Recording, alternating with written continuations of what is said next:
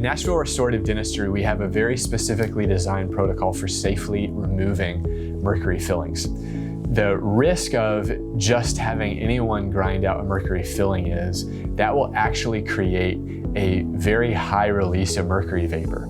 So we want to design a protocol that's going to minimize the release of that vapor and protect the patient from any that is created. So if someone's coming to see us to remove mercury, before they get there, they've already started on a protocol of liposomal vitamin C to upregulate their antioxidant system. We're going to use activated charcoal before and after the appointment to help bind up anything that does get past our barriers. We're going to isolate the tooth with something called a rubber dam, which is a stretchy sheet that creates a barrier to prevent you from getting that mercury material in your mouth and potentially swallowing it.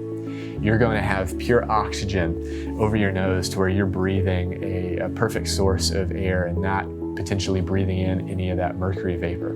We've got multiple points of suction and filtration to pull away any mercury vapor that is created. So we've got the dental high evacuation suction that is removing any material, water, and vapor at the tooth.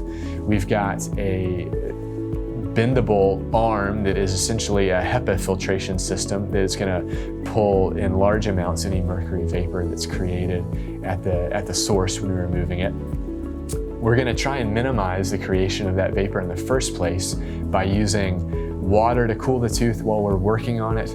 We're going to remove that filling in as large of chunks as possible instead of grinding all the way through it and increasing the amount that's aerosolized or vaporized. And for anything that is, the patient's completely covered. So your skin, your eyes, your hair, your clothing, everything's got a barrier placed over it to where when that procedure is done, you haven't swallowed anything, you haven't breathed anything in, and there's nothing on your actual body that you're taking home with you.